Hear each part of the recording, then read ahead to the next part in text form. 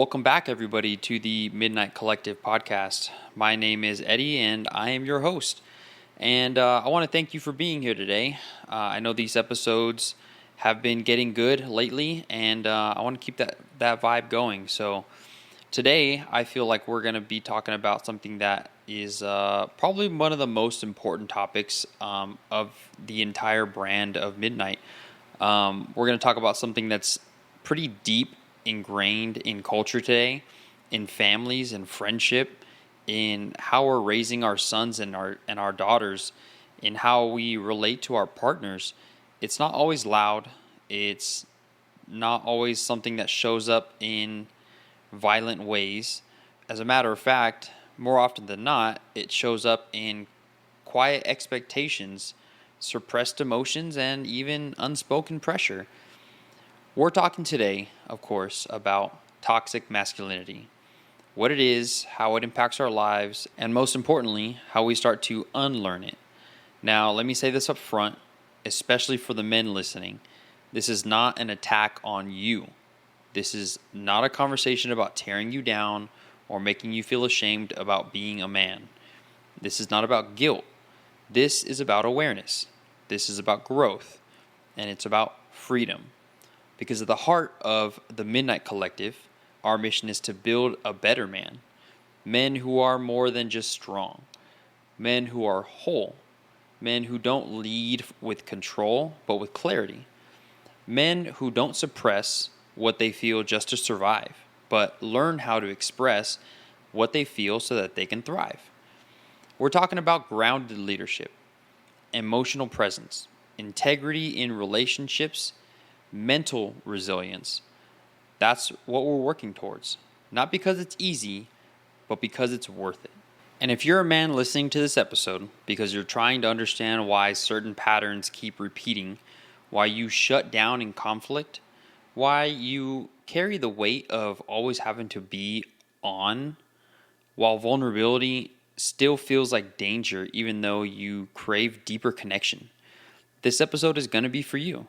And for my women listeners out there that are tuning in faithfully every week, as a matter of fact, if you're raising sons, if you have a loving partner, if you're managing a team that has men in it, or just simply trying to understand what men are carrying around, I'm also glad that you're here too. This is your space too, to learn about how men grow, to learn about what manhood should look like, to learn the in-depth insights into what goes on in a man's brain. Because the truth is, this affects everyone. The old version of manhood didn't just isolate men, it hurt the people who loved them too. See, now, toxic masculinity isn't just a buzzword. It's not just about extremes like violence or rage. It's also about the cultural programming that tells men that their value is based on control, dominance, silence, and performance. It's the idea that you shouldn't feel too much. You shouldn't ask for help. You shouldn't ever look like you're unsure or scared or soft. It's the belief that being a man means carrying it all alone, smiling through pressure, never needing anything, while underneath and inside, you're anxious, you're exhausted, and more often than not, you're disconnected from who you really are. And here's the thing, most of us didn't really choose that conditioning, but we did inherit it. From fathers who meant well but didn't really know better. From the media that rewarded the loudest, strongest, most emotionally numb men in the room. From a world that taught us to measure our masculinity in success, sex, status, and even silence. But here's the good news. You're not stuck with what you inherited. You get to decide what kind of man you want to be from this point forward. That's what today's conversation is going to be about. Not shame, not blame, but responsibility. We're going to unpack how toxic masculinity was built, how it's showing up in your life, and what you can do to actually start breaking that cycle.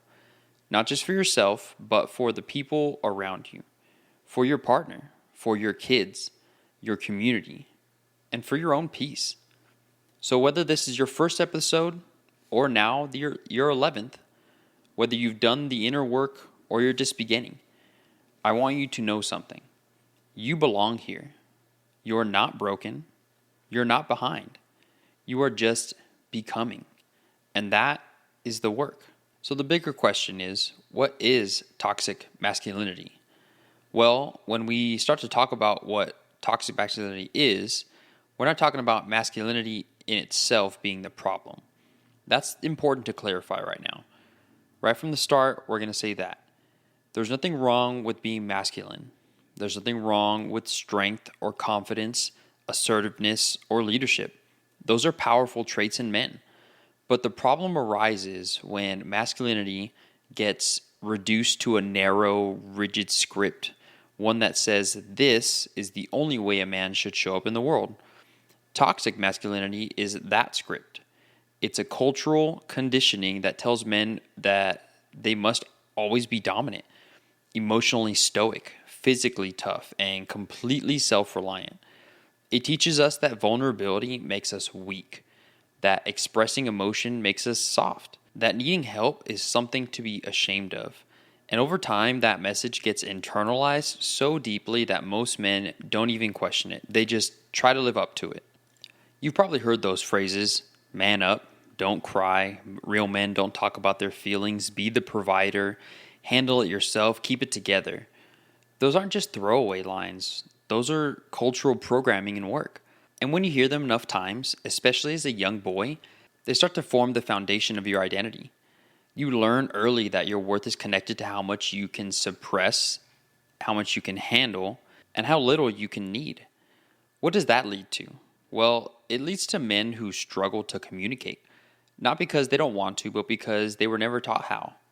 I'll be firsthand to say that that is something that I personally grew up with, is learning how to communicate on my own, because I was always taught to man up, don't cry.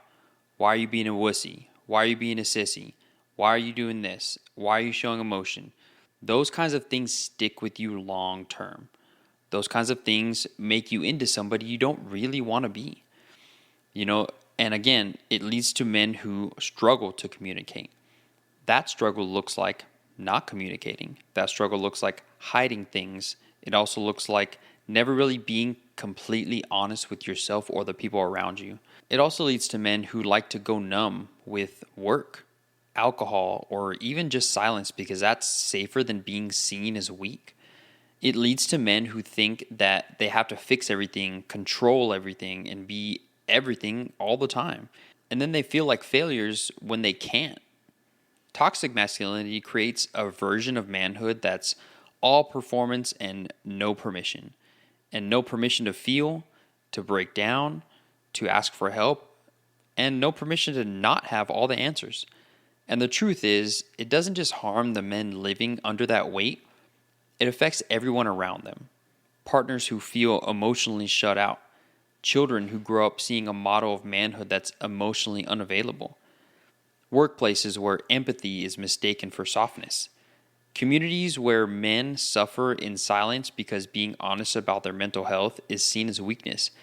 And to add to that point, another thing that I feel like gets brought up not too often or not as often as it should is that, back to the point, is that in workplaces where empathy is mistaken for softness is a prime example of the military. The military is one of those places where they don't see you. If they don't see you as being a rock, you are nothing. If they don't see you as being loud and proud and being, all about the military and you can wake up every day and go, go, go, then you're weak, then you're soft. And that's one thing that was ingrained in me as well, was that, you can't be empathetic because then you're going to be weak. You can't be nice because you're going to get stepped on. You can't suffer and talk to somebody about it without them turning around and talking to somebody else about it. All of these things create this toxic environment where you can't just be masculine and be the person or the man you want to be. You have to be a man in the image of other men, which was never your own, which was also never the way that men were supposed to be in the first place. And we see it in the numbers too. Men are significantly less likely to seek therapy, period. That's a fact. More likely to die by suicide. That is also a fact. More likely to bottle things up until they break down. And it's not because men don't feel, it's because they've been taught not to show it. But here's the good news about that: it doesn't have to stay that way. The fact that you're listening to this podcast alone right now tells me something. It tells me that you're already questioning the script of your own life. You're creating space for a new version of manhood, one that's defined not by suppression, but by presence, not by dominance, but by discernment, not by silence, but by strength that's rooted in the truth. Toxic masculinity might be the default for a lot of us, but it doesn't have to be the destination. And the more we bring awareness to how it was formed, the more power we have to rewrite it. But before we go any further, I want to ask you something. What's one belief you were taught about being a man that you now realize is hurting more people than it's helping? And I want you to sit with that for a second. What's one thing that you grew up thinking that was just how it was supposed to be? That's just some way that you were. These are just some things that you do and how you act. Like, that's just normal. And now you realize it's ruined a lot. It's ruined your relationships. It's ruined part of your life. It's ruined, professional careers. Like, things that you thought were normal has now ruined so much of your life, or even just parts of your life. Sit with that for a second. And as we go on, I want you to come back to it. Keep coming back to the things that you felt were normal and now you're realizing are not. So now that we've talked about what toxic masculinity is, let's talk about how we redefine masculinity. And when we talk about redefining masculinity, let's be clear, we're not talking about erasing it. We're not here to shame men for being men. We are talking about expanding masculinity, about giving men the full emotional range that they were always meant to have, about creating space for men to be soft and strong, brave and uncertain, driven and deeply human. Because redefining masculinity is about shifting the standard from performance to presence. We've been fed this narrow version of manhood, one that tells us that our worth is going to be tied to how much that we can endure without flinching. That being a man means you're stoic, you're independent, that you're dominant and untouchable. And so many of us have tried to live up to that, only to find ourselves exhausted, disconnected, and more often than not, alone. But what if masculinity wasn't about hiding who you are? What if it was about honoring who you are? Real strength, the kind that lasts for generations, doesn't come from suppressing your truth. It comes from knowing it, from owning it, and choosing to lead with it. So let me tell you about this example. His name is John. John grew up with a very similar script. Don't cry. Handle your business. Never let them see you struggle. He did what most of us do. He internalized it. He wore the armor, provided for his family, kept his head down, checked every box of what a real man was supposed to be. Air quotes on the real man. From the outside, he looked like he had it all together. But inside, he was crumbling. Not because he was weak, but because he was human. And humans weren't meant to carry the weight of life alone, silently. John didn't know how to talk about his stress. He didn't know how to be emotionally present in his marriage. He didn't know how to connect with his kids beyond just providing for them. So he buried the discomfort. He buried the questions. He buried himself. And eventually, it caught up with him. It wasn't a dramatic rock bottom. It was subtle, quiet, but deeply painful. It was the moment he was looking around at life he built and realized he wasn't actually in it. He was performing in it. That was the turning point. He started therapy. He started journaling. He started having uncomfortable conversations. He cried in front of his son for the first time. And while every part of the process felt unnatural at first, it was real. And that realness brought him back to life. So here's the thing. John didn't lose his masculinity. He found it. Not in dominance, not in control, not in silence, but in presence, in patience, in truth, in the courage to say, this is who I am and I'm still learning. That's the shift. That's the new model. That's the work we're doing here, together. Redefining masculinity means we stop performing and start showing up. It means we lead not with ego, but with integrity. We don't pretend we've got it all figured out. We model what it looks like to grow out loud. Because the men who change the world, or even just their own homes, aren't the ones who faked perfection. They're the ones who stay honest in the process. So no, this isn't about being less of a man. It's about becoming more of one. More grounded, more trusted, more connected, more free. And if you're willing to do that work, you'll find that man is already in you. He's just been buried beneath all of this noise. And most of the time that noise comes from those cultural and historical perspectives that you've been fed your whole life about what masculinity really is. And to really understand how we got here to the version of masculinity that most of us were handed, we have to look back, because masculinity hasn't always looked the way it does today. What it means to be a man has shifted dramatically across cultures, across time periods, and across value systems. In ancient civilizations, masculinity was often defined by physical strength, bravery, and protection. Think warriors and hunters, defenders of the tribe, that kind of vibe, right? In those times, your ability to endure pain, defend your people, and conquer other lands defined you as a man. It gave you your manhood. But even then, masculinity wasn't just about brute force. In many indigenous and early societies, men also held spiritual and emotional roles. They were teachers, they were healers, visionaries. Masculinity had dimension. Fast forward to the Middle Ages, and you get this added layer of chivalry, a code that expected men to be honorable, respectable, and loyal. Masculinity still involved protection and strength, but there was now an expectation of emotional and moral integrity. Men were called to uphold values, not just power. Then came the Industrial Revolution, and everything changed. Men left their homes and communities to work in factories. Their identity became tied to productivity, to how much they could provide. Suddenly, being a man wasn't about community or character, it was about output.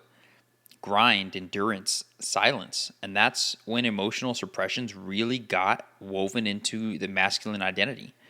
The good man became the one who didn't complain, the one who worked until his back broke, the one who never showed stress, who didn't express affection openly, put his head down, and carried the weight, because that's what men were supposed to do. And that template, it stuck. It got passed down through generations. It was reinforced by media, by religion, by father figures who meant well but had no other tools.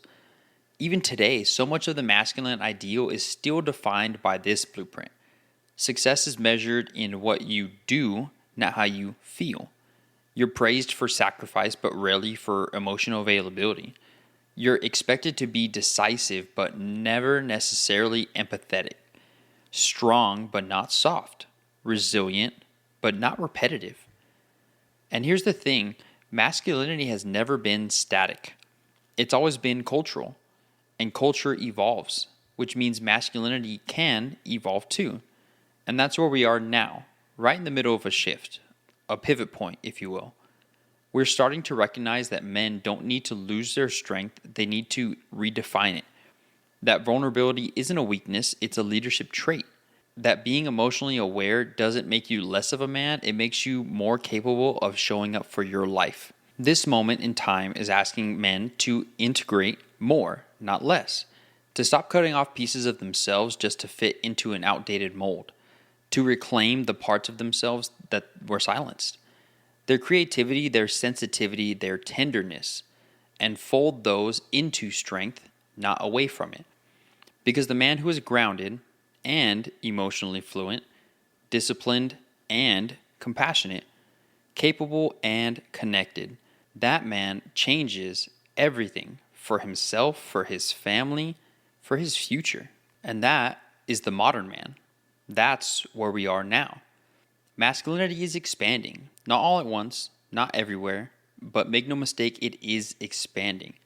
We're living through a moment in history where more and more men are beginning to question the blueprint they were handed. And instead of blindly following it, they're asking, is this actually for me? And for many of us, the answer is no. Not if it means hiding parts of ourselves, not if it means pretending we're okay when we're not, not if it means our only value is in what we can produce, protect, or provide. We're seeing that change play out in real time. We see athletes like Kevin Love and DeMar DeRozan opening up about depression and anxiety on some of the biggest stages in the world. We see artists and creators speaking honestly about childhood trauma, inner healing, even fatherhood. We see dads posting moments of tenderness with their children, showing them that being emotionally present is just as powerful as being a provider. We see friend groups where men actually checking on each other, not just with the "hey, you good," but with real conversations. It's not mainstream in every circle, but the shift is happening. The narrative is changing.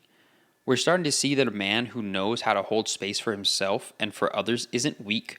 He's actually dangerous in the best way. He's balanced, he's self-aware, he's emotionally available, and clear-minded. That's the kind of man who leads with integrity, who builds strong relationships and breaks that cultural cycle.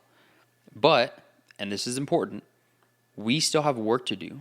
Because for every man who's taken the step to go to therapy, or talk to his partner about his inner world, or even open up to his friends about his mental health, there are still millions who feel like they can't. Men who still believe that if they crack, they're going to crumble. Men who still believe that emotions are liabilities. Men who still believe that they have to be bulletproof to be worthy. And look, it's not their fault. That mindset wasn't created in a vacuum. It was inherited. It was modeled. It was reinforced in locker rooms and homes and churches and boardrooms. And unlearning it, that's going to take time. It takes community. It takes reps. That's why spaces like this exist. Because becoming a better man isn't about rejecting masculinity. It's about evolving it. It's about realizing that your strength isn't diminished by your softness, that leadership isn't about being above people. It's about being with them. And that your power as a man isn't proven by how well you hide it, but by how willing you are to show up fully in it. The modern man isn't finished. He's still becoming. He's breaking generational patterns with grace, not guilt. He's learning how to lead from a place of trust, not performance. And he's not doing it alone. He's changing the narrative because that is the way forward. That is the way to being the modern man. And now that we've unpacked where toxic masculinity comes from, how it's shown up through our history and what it looks like in today's world, the real question becomes, what do we actually do with all of this? Because awareness without action doesn't really change anything. It just makes you feel guilty. But here's the good news. We don't need to wait on institutions or culture to change before we start doing the work. We can start right now with ourselves, with our brothers, with our sons. Here's going to be 4 ways that we can start to redefine masculinity today. Not later, not when it's comfortable, but now. The first way is going to be promoting emotional expression. We've got to stop treating emotional expression like it's some optional accessory for men, or worse, like it's a flaw. For generations, we've trained men to talk about what they think, but not about what they feel. And the result is men who can analyze a situation but can't articulate their internal experience. I know that's a lot of big words, but it's basically men who can explain a problem but struggle to say, "I'm hurting." Changing that starts with language, with permission, with letting the men around you know that it's not only safe to express emotion, it's respected. And if you're a man listening right now, I want you to know naming your emotions doesn't make you weak. It makes you strong. It builds trust. It builds clarity. And it builds depth in your relationships. How many times have somebody opened up to you and you just went home afterward and you were just like, wow, I didn't realize that I meant that much to that person. I didn't realize that they felt like they could trust me enough to tell me those things. I've been there, and it's one of the most gratifying feelings to feel like somebody that you know or that cares about you feels deeply enough to share things with you.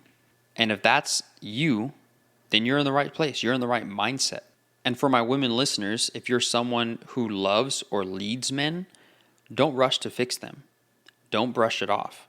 Just be present. Curiosity and compassion are the tools. Hold the space, let them feel, and be seen. The next point is going to be challenging the stereotypes. This one takes courage because it means confronting the messages we are raised on and in some cases still hear every day. When someone says, man up, stop acting soft, real men don't cry, we have to pause and ask, what are we really reinforcing here? What are we really saying? Those statements don't make men stronger, they make them feel smaller. They teach them to shrink the parts of themselves that actually need to be heard. So when we hear these things get brought up, in friend groups, in locker rooms, at work, in our families, we need to challenge them. Not with anger, but with truth. Say something like, actually, vulnerability is a strength. Crying doesn't mean you're not in control, it just means you're in touch. There's more than one way to be a man. Every time you challenge the old narrative, you create space for a new one. And those are the small moments that no one's ever going to give you credit for, but you have to take it with integrity and know that you did the right thing, that you're helping someone realize what you already know. And that's part of our next point, is educating the next generation. This work starts young. If we want boys to grow up into emotionally healthy men, we have to start talking to them differently right now. Boys don't need to be told to toughen up. They need to be taught how to identify what they're feeling. They need to be shown that empathy isn't weakness, it's leadership. As coaches, teachers, uncles, older brothers, fathers, we are shaping the next generation of men, whether we realize it or not. Every time a boy sees a man express himself with confidence and kindness, every time a man apologizes, sets a boundary, or says, I don't know, that boy learns something powerful. He learns that manhood is about character, not caricature. And that kind of learning lasts a lifetime. And part of that is just being there for them, supporting each other. This might be the most important point of all. We don't heal in isolation. We heal in connection. Men need safe spaces, real ones, not just bars and like football chats, group texts where no one really talks about deep stuff, or they might just ha-ha at your text message because they think you're joking. Something that creates deeper conversations that are more than just surface level sarcasm. I mean circles, brotherhoods, collectives, where honesty is the norm, not the exception.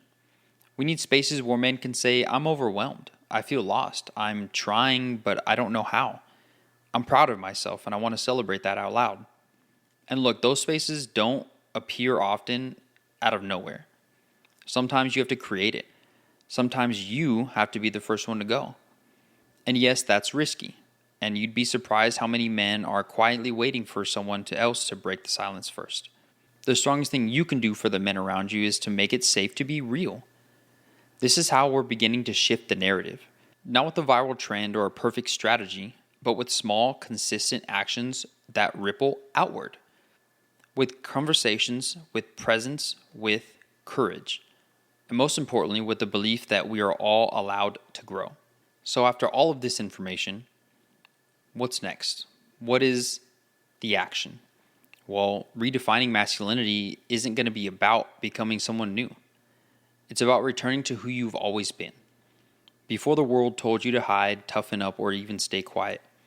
It's about reclaiming your full capacity as a man to lead, to protect, to feel, to connect, and grow. And if you made it to the end of this episode, I know something about you. You're not here to keep performing. You're not interested in surface level fixes. You're here because you want better. For yourself, for the people you love, and for the next generation. So before we close, I want to leave you with 4 things to carry into this new week. Practical, real, and actionable. First, self-reflection. Take 10 minutes to get honest with yourself and ask, what version of masculinity did I inherit? And what version do I want to pass down?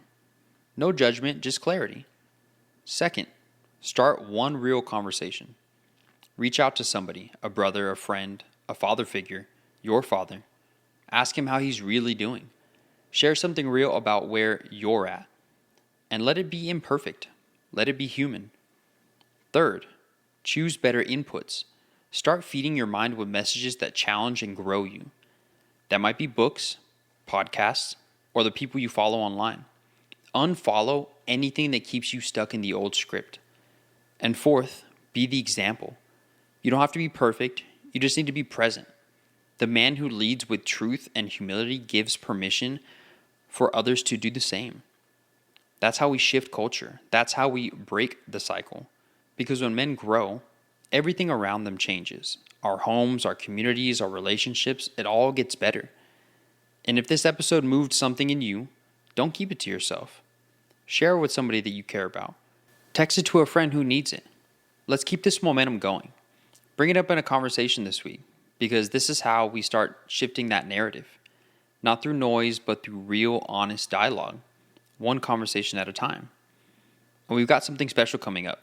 We'll be collaborating with another powerful voice in this space, a fellow podcaster who speaks deeply on mental health and self-love. This isn't just about the content, it's about the connection, the difference in perspectives, and it's going to challenge us, both of us, to go even deeper. So make sure you're locked in for that. Follow the show, drop a review, and tag me on Instagram at midnight_brand. Let me know what you thought of the episode, and let me know if you have anything to add for our collaboration episode next week. Let me know what you're working through. But, as always, we're building our legacy one day at a time. This is the Midnight Collective. We're not just talking about it, we're living it.